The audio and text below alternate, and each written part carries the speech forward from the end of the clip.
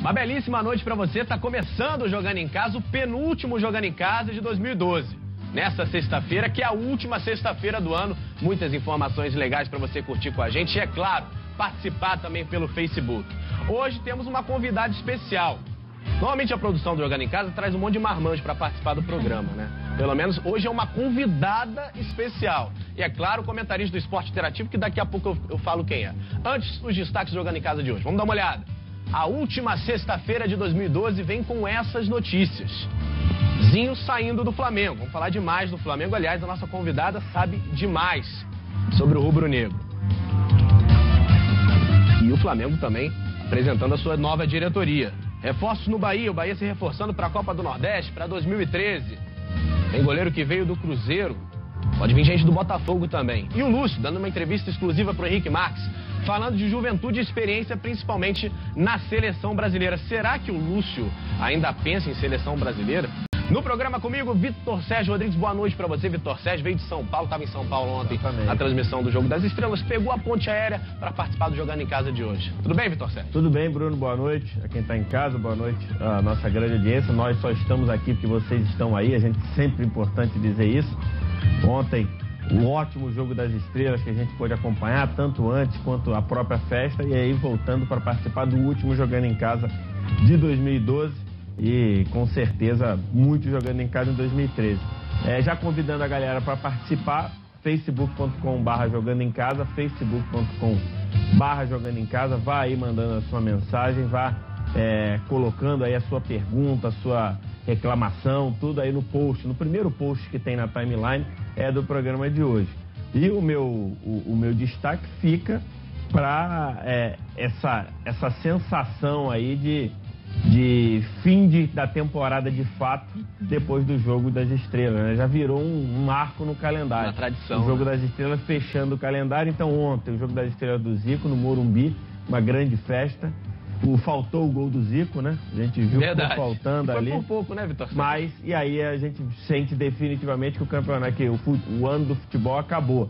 Agora, só lá em 19 de janeiro, e aí vamos voltar com a Copa do Nordeste. Verdade. E verdade. E o Jogando em Casa está apenas começando. E não é o último Jogando em Casa de 2012. Lembrando para você que no dia 31 também tem Jogando em Casa, hein? Jogando em Casa especial já de Réveillon, já pré-2013. E a nossa convidada especial no programa para falar demais do Flamengo, mas ela vai ter que falar dos outros assuntos aqui também, é a Vivi Mariano, que é nossa colega, jornalista, historiadora e também participa como colaboradora de um blog de torcedores do Flamengo, que é o Magia Rubro-Negra. Tudo bem com você, Vivi? Seja muito bem-vinda ao Jogando em Casa, aos programas do Esporte Interativo, mas você não vai falar só do Flamengo não, vai ter que falar do Vasco também. Tudo bem, Vivi? Tudo bem, olha, um prazer estar aqui com vocês, meninos, uma boa noite para todos, um prazer enorme estar aqui nesse programa que eu acompanho, que eu curto pra caramba. Que bom. Bom, meu destaque é o Flamengo, pode ser? Pode. É uma no surpresa, destaque eu vou deixar você só falar do Flamengo. Flamengo. Mas tudo bem, eu vou quebrar o galho de vocês, vou falar um pouquinho dos outros times e dos outros destaques. Um prazer estar aqui com vocês. Que bom, Vivi. Vivi vai participar com a gente durante todo o Jogando em Casa. Se você, por exemplo, tem perguntas, principalmente sobre o Flamengo, pode participar também enviando sua pergunta para Vivi durante o programa. Vamos falar de Flamengo e de outros assuntos aqui no Jogando em Casa. Esse assunto do Brenner, se chega ou não ao Bahia, mostrando alguns números do zagueiro do Botafogo. Eu quero uma opinião da Vivi sobre isso. Vamos botar na tela do Jogando em Casa algumas informações e estatísticas do Brenner do ano de 2012 também. Um pouco da ficha técnica do Brenner. Brenner Henrique Santos Souza, ele é zagueiro, nasceu em 1987, tem 25 anos, é de Lavras, Minas Gerais. Tem 1,89 m, passou pelo Fabril, pelo Tupi, pelo Lavras, pelo Cianorte, pelo Paraná, como disse o Vitor Sérgio, e pelo Botafogo em 2012. Tem alguns títulos também na carreira, já mesmo com 25 anos, e pelo Botafogo disputou 22 jogos, 14 como titular, não marcou gols, 2 cartões amarelos e nenhum cartão vermelho. Vivi, você, torcedora do Flamengo, sofreu com os zagueiros do Flamengo em 2012. Tenho certeza disso. Muita gente criticou a dupla de zaga do Flamengo. Não sei se você teve a oportunidade de ver alguns jogos do Brenner pelo Botafogo. Melhorou, né? Melhorou um pouquinho, Vitor Sérgio? No final, né? No final. Renato Santos e o Gonzalez no final melhorou um pouco. Você gostaria de ver o Brenner? Não sei se você conferiu alguns jogos do Brenner pelo Botafogo. É um jogador de 25 anos, Vivi. Não é tão novo, mas também não é tão velho. Um jogador que já poderia ter aparecido melhor há uns anos atrás, mas só agora conseguiu chegar num time do tamanho do Botafogo. Teria espaço no Flamengo, Brenner, ou não? Olha, eu não posso falar em contratações. Não posso falar em contratações, mas eu acho que todo mundo vai querer fazer bonito na Copa Nordeste. O Bahia quer fazer bonito também na Copa Nordeste. E esse menino tem uma oportunidade que 25 anos é novo, sim. Imagina, é um garotão. A gente fala que não é tão novo, né? Mas pro imagina, futebol, acho né? que Pelo amor de Deus. 25 anos é novo, acho que vai ter uma boa oportunidade de mostrar o futebol dele, o trabalho dele no Bahia e na Copa Nordeste, que vai movimentar. Então, assim, eu desejo boa sorte a ele, Quem sabe, se ele sair bem, a gente pode pensar na minha dupla já tá. Tá certo, futuramente, né? Vivi, você está participando com a gente pela primeira vez. Vitor Sérgio já sabe desse quadro aqui do programa. O nome do quadro é Brasil, País do Vôlei. Radamés Latari, que trabalha aqui com a gente, já foi técnico da seleção brasileira, disputou a Olimpíada, sempre conta uma história curiosa da carreira dele. Vamos conferir o que o Radamés preparou pra gente hoje. Vamos dar uma olhada.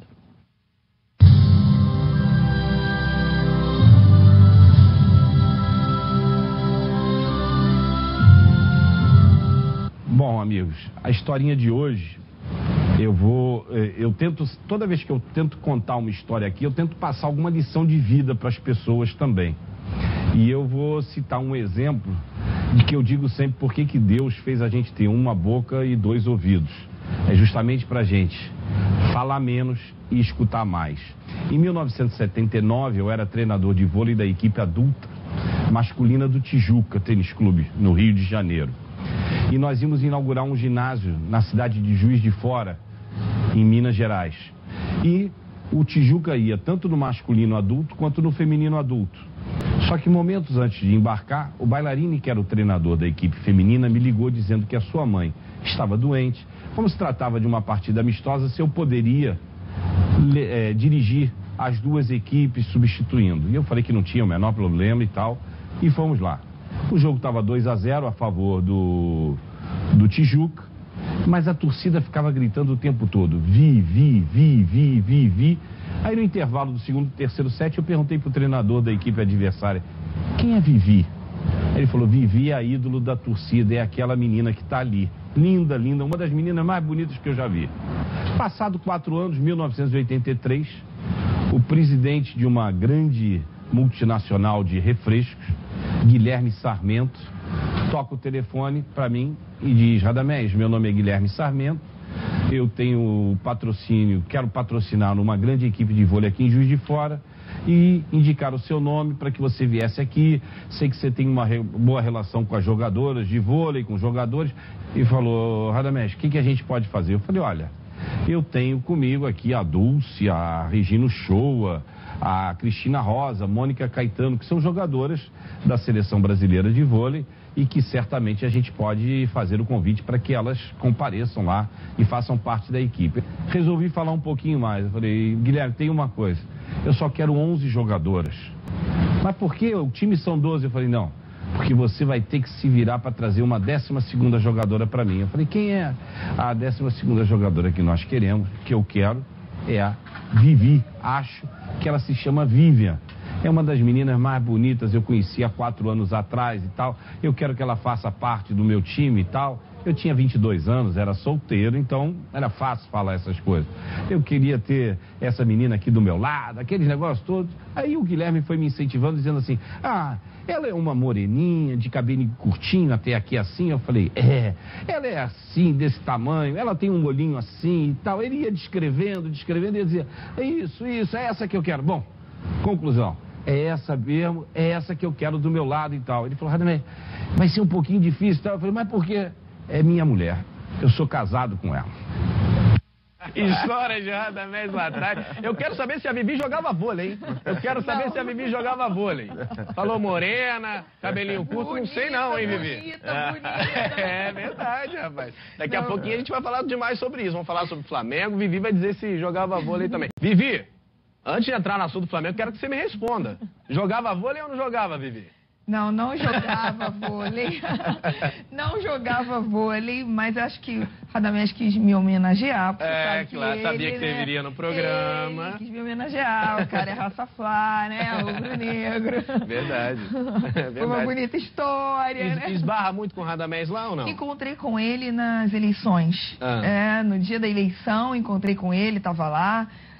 Fazendo o seu dever cívico de votar no Clube de Regatas do Flamengo, foi bacana, conversei, ele falou da importância daquele ato do sócio ir até o clube e votar, foi muito interessante, muito bacana o papo. E a gente vai falar demais sobre essas eleições no Flamengo, a nova diretoria chegando, mas eu quero que você comente também, Vivi, com a gente, sobre a situação do Zinho. Zinho não faz mais parte, não é mais funcionário do Flamengo. Você acha que o ciclo do Zinho já deveria se encerrar mesmo nesse momento? Ou valeria a pena ele assumir um cargo submisso ao Paulo Pelaip? Você concorda que a posição do Zinho foi correta nesse ponto? Não sei se foi... Para ele foi correta, porque foi uma decisão pessoal.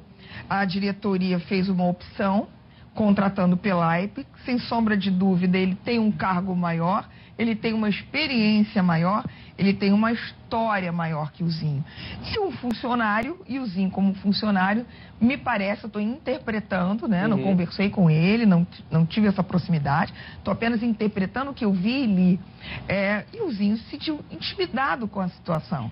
Intimidado com a situação de um gestor acima dele, intimidado com a situação de um salário reduzido, porque isso também tem que ser levado em consideração. Cerca de 50%, né, do salário reduzido. Pergunte para o torcedor, pergunte para mim, pergunte para você gostaria de reduzir o seu salário? Só se fosse por uma grande oportunidade, uma grande coisa. Verdade. E não foi a situação. Hoje eu acompanhei a coletiva dele pelas redes sociais, briguei pra caramba, que foi uma coletiva de horas, falou, quando tinha que dizer o óbvio. Não vou ficar, porque não quero assumir essa posição. Eu tinha uma e não quero ter outra. E não quero ter essa outra que vocês estão me oferecendo. Sim. Então, assim, mas ele foi correto em dizer que não queria ficar. Assumiu a posição dele. Não enrolou muito. Bem que teve umas ligações que ele não atendeu, o telefone quebrou, segundo ele, teve uma coisa meio assim estranha e tal, mas, enfim, hoje, de manhã, ele declarou claramente que não queria ficar. Ok, valeuzinho. Então, até a próxima, vamos que vamos, vida que segue. Vitor Sérgio, você acompanhou todo o ciclo do Zinho, né? Participando aí das decisões do Flamengo. Qual o balanço que você faz? Era o momento do Zinho sair realmente, na sua opinião? Eu acho até que o Zinho, ele tem até futuro nessa profissão, ou nessa nova modalidade que você tem aí de executivo de futebol. O Zinho, embora se declare rubro-negro, se declare flamenguista, acho que ele não tem uma ligação com o Flamengo gigante, assim, a ponto de inviabilizar a participação dele em outro clube, até porque jogou no Palmeiras, foi muito bem no Palmeiras, foi campeão no Cruzeiro, jogou em alguns outros clubes, então acho que ele tem até condição. E ele começou já no Caldeirão, né? A primeira participação dele, embora ele tenha tido uma função parecida no Nova Iguaçu, embora ele tenha tido uma posição parecida no clube lá do Miami, aquele clube da segunda divisão dos Estados Unidos, lá coisas completamente diferentes, né? O Nova Iguaçu, um clube com pretensões menores, o Miami, um clube praticamente amador. Então ele começou já no Flamengo, num Caldeirão. Acho que ele tem condição de evoluir nessa profissão, até de repente buscar uma formação, um acréscimo, e acho que realmente... E aí um outro ponto, né? Um outro ponto que a Vivi pode até esclarecer a gente. Eu tô achando que essa nova diretoria... Eu tô achando muito cacique para pouco índio. Porque aí você traz o muita Pelaip, gente mandando? Aí você traz o Pelaip, aí tem o Valim, que é o diretor de futebol das antigas, né? Que seria o presidente, mas foi cassado. Aí entrou como vice de futebol amador. Aí entra o Pelaip como o vice de futebol profissional. Não sei se são essas as nomenclaturas, mas na básica é essa. Aí querem pegar agora um diretor executivo. E tudo isso embaixo de um conselho gestor do futebol em específico. Tô achando que tá com muito cacique para pouco índio aí. Então, imagina onde é que ia estar o Zinho nesse meio campo ainda todo. Acho que ia ficar muita gente. Então, acho que é legal e acho que escolheram o Pelaip. Fiquei até um pouco surpreso, porque disseram que iam buscar um cara com viés profissional. Quando falam viés profissional, eu vejo um Rodrigo Caetano, vejo um Felipe Ximenes, vejo um cara com outro perfil. Aí trouxeram o Pelaip, que é de um perfil de dirigente amador. perfil do Pelaipe é aquele cara que vai lá dar entrevista, fica perto do jogador, aí promete o bicho aqui, vê a contratação, contrata bem, aí buscaram outro cara. Então, você ter outro cara nesse meio do caminho, não sei se precisaria, acho que a ligação Pelaipe e Dorival, acho que está mais do que Quero saber até boa. o que o pessoal do Facebook está achando da saída do Zinho, Vitor Sérgio, e daqui a pouquinho a gente vai mostrar também a posse do Eduardo Bandeira de Melo. O Walter Osvaldo da Luz dizendo, o Zinho cansou de trabalhar de graça. Não sei se o salário dele estava atrasado. Não, de graça. Salários de 100 mil reais. De graça 100 mil. De graça não era de sem graça. E se ele não recebeu agora, um dia vai receber, né? Ou por bem, ou por mal na justiça. Tem outro camarada aqui, o Rafael Pinto, dizendo que na verdade o Zinho seria subordinado do Pelaipe e ganhava mais que o dobro no Flamengo. Ou seja, que tá aí, ele não ganhava pouco. Tem alguém aqui que disse que acha que o Zinho foi... o Edivaldo Miranda, o Zinho demonstrou amadorismo e incompetência. Não tem esse negócio de exigir ganhar muito e mandar. É a decisão profissional dele, né? Queria mandar, queria ter o poder, até para de repente... Porque essa posição no Flamengo, né, Vivi? O cara leva muita pedrada, né? Sim. E aí, de repente, ele não decide nada, ia levar a pedrada sem decidir. Pelo menos ele fala, se é pra eu levar a pedrada, eu quero eu decidir, então... E ele tinha uma imagem de ex-ídolo do Flamengo, de ídolo do Flamengo, na verdade, né? Ex-jogador do Flamengo. É complicado, não é fácil não. Aliás, o Fred Caldeira, repórter do Esporte Interativo, esteve na posse do Eduardo Bandeira de Melo e de toda a diretoria do Flamengo. Ele traz mais informações pra gente aqui no Jogando em Casa. Fred Caldeira. Interativo, durante a cerimônia de posse realizada aqui na Gávea, o novo presidente, Eduardo Bandeira de Melo, começou a tecer comentários negativos sobre a última gestão da presidente Patrícia Amorim. Vamos dar uma olhada. Eu acho que a nossa situação fora de campo é ainda mais preocupante. Hoje o Flamengo tem, eu diria, a justa fama de clube mal pagador, que desrespeita contratos sistematicamente, compromissos assumidos, não tem transparência, não tem qualidade na governança e chega a ser irresponsável em relação ao seu papel de contribuinte. Nós jamais vamos poder admitir dirigir uma instituição com a importância e a responsabilidade social do Flamengo sem respeitar os nossos compromissos. Um discurso corajoso do novo presidente que tem ciência de que no horizonte há um mundo de desafios e que ele será cobrado de todos os lados. Do Rio de Janeiro, Fred Caldeira para o Esporte Interativo. Tá aí o Fred trazendo as informações pra gente. Eu queria que você falasse um pouco, Vivi, dessa eleição no Flamengo, né? Da nova diretoria do Eduardo Bandeira de Melo. Mas a gente sabe que ninguém governa nada sozinho, né? Existem eleições no Flamengo, de Conselho Fiscal, Conselho Deliberativo, que também vão influenciar demais as decisões da nova presidência a partir de 2013, não é verdade? Sem dúvida. Essas eleições, elas foram, assim, um desafio para mim. Porque eu acompanhei todo o processo e fui entendendo um pouco mais da política do clube. Porque esse é o desafio do torcedor. Entender o que acontece dentro do clube. Porque às vezes o torcedor fala assim, não, eu não quero saber de política. Né? Eu brinco, o pior analfabeto é o analfabeto da política do clube. Porque se o jogador não está bacana, se o time não está como ele quer, se o clube não é como ele gostaria, a potência que ele gostaria, é para colocar na conta da gestão. É para colocar na conta do presidente e dos seus subordinados. Então, eu acompanhei todo esse processo eleitoral no Flamengo, até a vitória do Eduardo Bandeira de Melo, que trouxe uma proposta nova, uma proposta inovadora, uma proposta de profissionalização. No próprio discurso dele, que nós acabamos de ouvir, ele não fala de jogador, ele não diz que vai trazer um grande nome, ele não diz que vai fazer o time dos sonhos. Ele diz que vai ajustar, arrumar a casa. E ele fala com grande dificuldade até, emocionado, claro, pelo momento, né? Mas uma dificuldade, porque a ex-presidente estava ali do lado dele. E ele estava dizendo ali para a ex-presidente, olha, eu não chego... Só ela, né? Sim, ela, não, porque mas essa fama também não foi só de 3 anos atrás. Exatamente. É de coisa de 15 anos. Verdade. Aliás, Vivi, você trouxe o Estatuto do Flamengo pra gente aqui. Para ilustrar, né, que o Estatuto do Flamengo é de 1992, né? Verdade. E essa diretoria vai ter muitos problemas, porque para colocar essas ideias em práticas, vai ter que mudar algumas coisas no Estatuto do Flamengo, não é? O que, por exemplo? por exemplo, vamos lá. Você falou assim, ele não governa sozinho. Por exemplo, recentemente eu acompanhei a eleição... Pode mostrar, Vivi, para o pessoal de casa ver? O pessoal do Facebook, torcedor do Flamengo, vendo o estatuto do clube.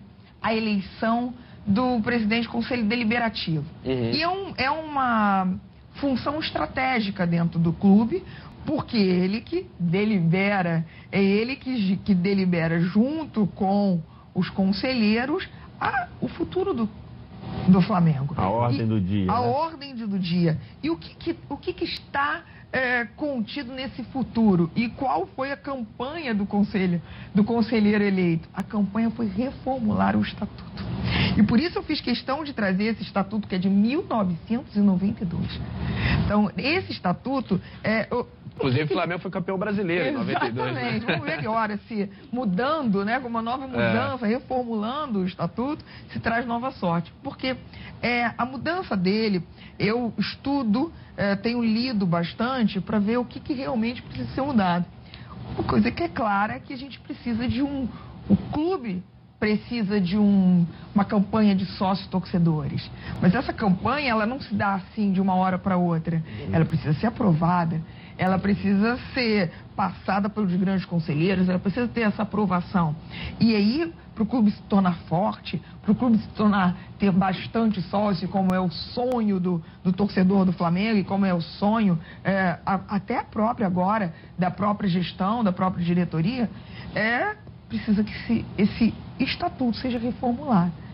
Se você pegar o meu, que eu ganhei há pouco tempo, que eu tinha um impresso, e aí eu ganhei esse amarelinho, as páginas amarelas, sabe, antigo. Por quê? Precisa ser reformulado. Verdade. Né? E esses homens que estão lá... Mas esse estatuto é engessado a ponto de você não conseguir fazer esse sócio-torcedor, como, por exemplo, o Inter faz, o Grêmio faz? Sem dúvida, é engessado nesse ponto, porque ele proíbe, você não pode isso, você não pode aquilo, você tem pouco tempo de vida associativa, você não pode votar, inclusive. Nós passamos dentro da campanha, nós vivemos uma situação da impugnação do Valim, que hoje faz parte, que é vice de futebol, e o estatuto ficou na mesa de todo mundo, porque estava lá no artigo tal, que eu não lembro agora de cabeça, que ele não poderia ser. Tinha que ter 5 anos de vida associativa sem ininterrupto. Exatamente. Então, essas questões, elas precisam ser analisadas, precisam ser reformuladas, precisam ser estudadas para que o clube se modernize, para que o clube avance e para que o torcedor possa ter voz. Para que o torcedor possa ter palavra, para que o torcedor possa fazer acontecer. Mas, na sua visão, sempre se falou que a torcida do Flamengo, ela não tinha nenhuma, a torcida em si, né? Não o quadro societário, mas a torcida, ela tinha pouquíssima ou praticamente nenhuma influência nessa eleição.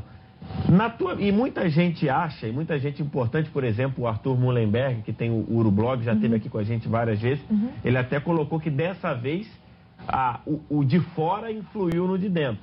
Você acha que essa mobilização do torcedor apoiando essa chapa, que era a chapa azul, não estou falando do sócio, estou falando do torcedor mesmo, torcedor que é torcedor do Flamengo, arquibancada. Você acha que influiu, de fato, dentro do clube? Sem dúvida nenhuma. Sem dúvida nenhuma, foi um fenômeno, né? Um fenômeno Obama. Um fenômeno Obama dentro do Flamengo em termos de campanha. Por quê? O torcedor de arquibancada e de rede social, ele teve acesso a informações da política do clube, divulgadas pelo meu blog, divulgadas por outros N blogs que trabalharam, que fizeram até, assumiram, vestiram a camisa. Eu não vesti nenhuma camisa, mas outros blogs vestiram a camisa e mostraram a realidade. A gente procurou mostrar a realidade de todo mundo. O que isso foi? Essa onda azul foi atropelando, foi dando caixote em todo mundo, a ponto de impactar o quadro associativo. O que aconteceu? O de fora para dentro foi empurrando aquele que tinha direito a voto ao sócio a votar. Isso foi muito legal. Inúmeras vezes, eu vi o torcedor que não tinha direito a voto falando: ei, sócio, vá votar. Ei, sócio, não deixe de votar. Se eu pudesse votar. E isso foi um fenômeno de rede social. Não foi um fenômeno só de rua. Muitas vezes fui a Gávea nesse processo, eu pegava táxi para chegar rapidinho, porque eu tinha que sair do trabalho e ir correndo para fazer uma entrevista, para ver o que estava acontecendo. E o taxista perguntava para mim, é eleição? Não, ele... Como se eleição? Esse tem chance? Esse não tem? O torcedor quer saber, né? O torcedor, ele já tinha recebido essa informação, obviamente dos veículos oficiais, mas também influenciados por esse movimento. O que eu sempre digo, tenho dito nessa campanha e nessas eleições, que a grande eleição do Flamengo é a próxima. Porque nessa nós construímos, o torcedor, o blogueiro, o cara da rede social, construiu alicerces, construiu vínculos, mobilização para a próxima eleição. Então essa eleição ainda não foi o barulho que eu espero que tenha um dia. Uhum. Porque afinal de contas é uma nação. E uma nação, a eleição de uma nação precisa ter um barulho maior. E esse barulho ele começou agora.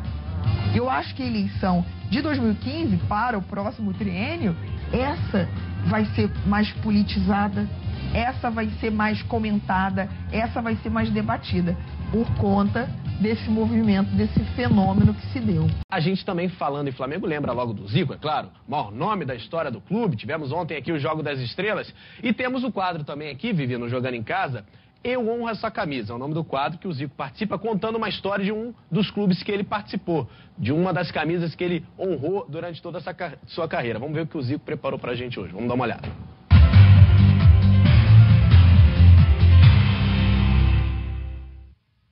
Bom, a Brasiline queria me homenagear com uma camisa, então fez essa com o rosto, né? E queria que fosse colocada uma frase que sintetizasse toda a minha carreira, a minha história com o Flamengo. E chegamos a um consenso. Na minha veia corre o sangue vermelho e preto. Ficou muito bacana. Assim como o Júnior uma vez disse que a segunda pele dele era rubro-negro, então, em termos de homenagem da torcida, isso me lembra a decisão de 87, quando eu estava com aqueles problemas todos no joelho. O Flamengo foi campeão, eu já tinha saído do jogo e a torcida toda, depois de gritar é campeão, começou a gritar meu nome. Aí eu voltei para dar a volta olímpica junto com a galera. Então tá aí, se quiser adquirir, ziconarede.com.br.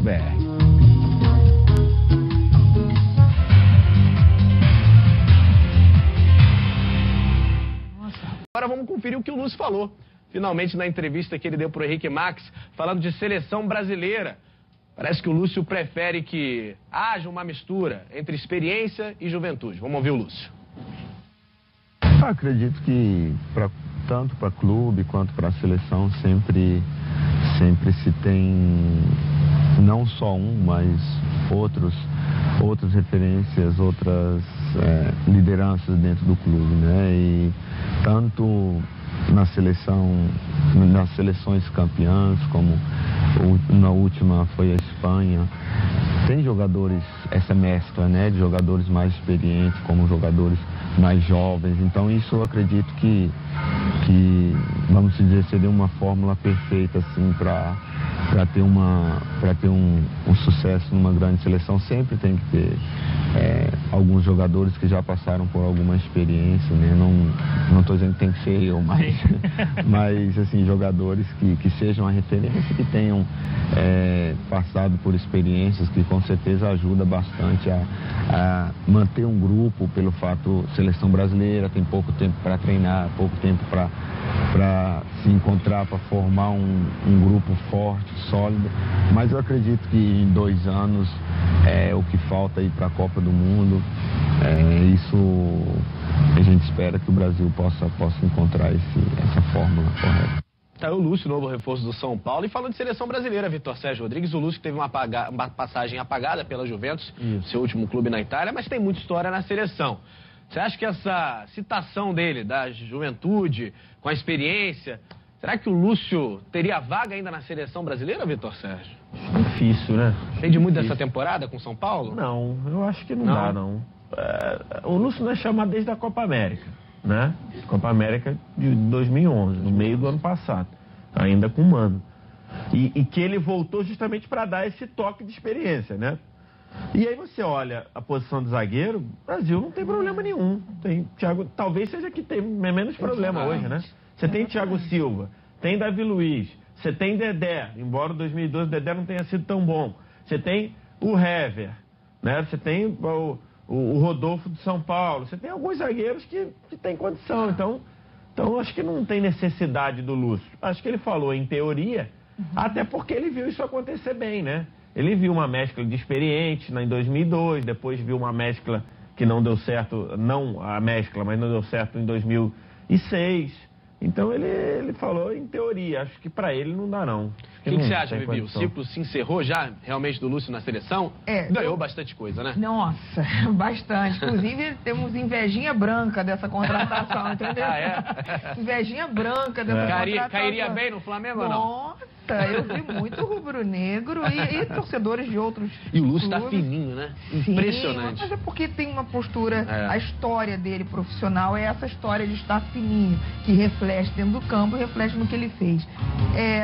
Acho bacana, eu gosto disso, mesclar a juventude com a experiência, isso é fato, é comprovado, e como você disse mesmo, ele viveu isso. Agora, pra ele não dá mais, né? Só se for no desespero. Aconteceu alguma coisa, uma necessidade. Ele foi bem, fez uma boa campanha, aí vão chamar. Na necessidade, no desespero, acho que rola. Mas na coerência, não. Condições normais. Vivi Mariano participou com a gente do Jogando em Casa. Vivi, obrigado demais, valeu pela presença, seus esclarecimentos. Fica o convite já, Vitor Sérgio. Obrigado demais, boa noite pra vocês. Imagina, muito obrigada. Blog, vou falar. Bom, muito obrigada. Os meninos, adorei estar aqui com vocês. A galera que está nos acompanhando, um prazer enorme estar aqui. E vou vender o meu jabá. Vai lá, já tá na tela. www.magiarubronegra.com.br é um site de torcedores do Flamengo, onde a gente discute, fala, conversa, apresenta e mobiliza o torcedor, e isso aí, esse é um recado que eu quero dar mesmo, mobilizar o torcedor a participar ativamente da política do clube. Obrigado, Vivi. Vitor Sérgio, valeu demais, hein? Mais uma vez. E aí eu mando pra vocês até 2013. É verdade. 2013. Mas não é o último Jogando em Casa, hein? Não é o último Jogando em Casa. Dia 31 tem Jogando em Casa também. Obrigado demais a você que participou com a gente pelo Facebook, mandando a sua mensagem. Fica por aqui mais um Jogando em Casa, o penúltimo de 2012. Esporte Interativo, 5 anos, torcendo junto com você. Tchau, gente.